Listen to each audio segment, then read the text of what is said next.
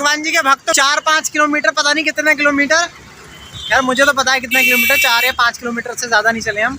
But मेरे भ्राता जी और हमाई जी दोनों थक गए हैं क्योंकि बाण गंगा गए थे और अब भालका तीर्थ आ गए हैं और उसके बाद अब वापस तो ऑटो से ही जाएंगे। अब रात भी होने वाली है, ऑलमोस्ट 7 बज गया है और सनसेट भी हो ही चुका है। बस आखिरी कुछ पल हैं रोशनी के, फिर अंधेरा हो जाएगा।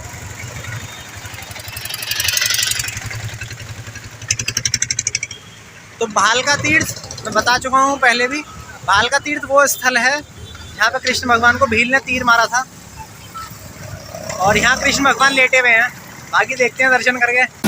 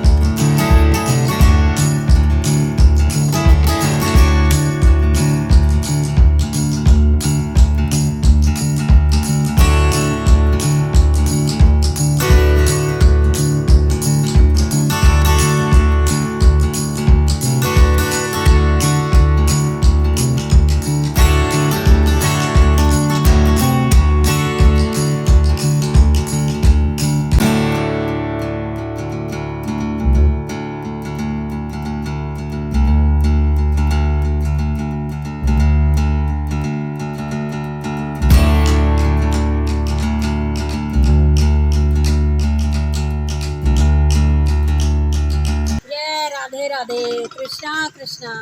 आपको पता होगी जैसे कि हम तो तीर्थ स्थान पर निकले हुए हैं और क्या नाम, आपको एक बात बताएं, ये जो सोमनाथ जी के तीर्थ स्थान है भालका, भालका के तीर्थ स्थान में हम आए हैं। भालका मतलब भाला लगा हुआ, तीर लगा हुआ। अब आपको इसकी कथा सुनाते हैं। जब द्वापर युग में सुग्रीव और बाली का युद्ध हुआ था, तब भगवान जी सुग्रीव के मित्र बने थे अब भाई मित्र की सहायता करना तो प्रभु का कर्तव्य था, तो उन्होंने, जबकि बाली उनका कोई दुश्मन नहीं था, उन्होंने बाली के तीर मारा और बाली की मृत्यु हो गई। तो वो कहता है, भगवान मैंने तो आपका कोई अपराधी नहीं किया था, बताइए आपने मुझे किस कारण मारा, मेरे भाई के मित्र होने के कारण। तो प्रभु बोले, हाँ ये बात तो ठीक है कि भाई ये तुम मेरे अपराधी नहीं थे, कोई बात नहीं, अब इसका फल तो मुझे मिलेगा ही मिलेगा। अब इस तरीके से वो युग तो समाप्त हो गया। अब जब द्वापर युग आया, कृष्ण जी का युग आया, तो वो चूँकि भाई देखो हर पाप का फल भी अवश्य मिलता है, उसी प्रकार हर पुण्य का फल भी मिलता है। द्वापर युग में जब कृष्ण जी द्वारिका में थे, उसके बाद जब कृष्ण का निर्वाण दिवस होने वाला था, यानी कि वो इस लोक को छोड़कर अपने गोलोक को जाने वाले थे, तो वही भील जो बाली था वो भील बना और उसने तीर जो चलाया, उसने तो सोचा कि कोई हिंसक पशु होगा, उसकी आवाज़ के कारण उसने तीर चलाया, और लेकिन वो श्री नारायण जी के, कृष्ण जी के चरण में लगा। और जैसे ही वो आके देखता है, दौड़कर निकल अपना शिकार उठाऊं, देखता है तो वहाँ तो श्री नारायण जी ने उसको दर्शन दे दिए। और तो वो कहते हैं, अरे प्रभु मुझसे बहुत अपराध हो गया। बोले कोई बात नहीं, ये मैंने अपराध करा था तो वो मुझे दंड तो मिलना ही था। भील का तीर जो कृष्ण जी के चरण में लगा है, तो ये वही स्थान है, इसको भालका कहते हैं। तो प्रभु जी अपने साइज की मुद्रा में बैठे हैं, गौरवर्ण बैठे हैं, शंख चक्र गदा लिए हुए, पद्म लिए हुए हैं, और एक चरण में उनके पादुका है। अब एक चरण में तीर लग गया था तो वो पादुका गिर गई, वो पादुका गिरी भी है। आगे भील भगवान जी के वंदन करता हुआ, क्षमा याचना करता हुआ बैठा है। और आपको एक बात बताएं कि जब द्वापर के युग में प्रभु आराम करने के लिए जिस वृक्ष के नीचे लेटे थे, कहते हैं कि वो उसी जमाने का वृक्ष भी अभी ये मंदिर प्रांगण में ही है, वहीं भगवान जी का मंदिर स्थापित है और उसमें हरे पत्ते भी आ रहे हैं। अब भील भी भगवान जी से प्रार्थना कर रहा है और भगवान जी उसे आशीर्वाद देते हुए मुद्रा में है। तो भाई हम आपको से यही कहना चाहेंगे कि जब भी आप सोमनाथ जी आएँ तो यहाँ के इतने सारे तीर्थ स्थानों में से एक भालका तीर्थ स्थान का भी दर्शन करें। बोलो कृष्ण भगवान की जय, कृष्ण भगवान की जय।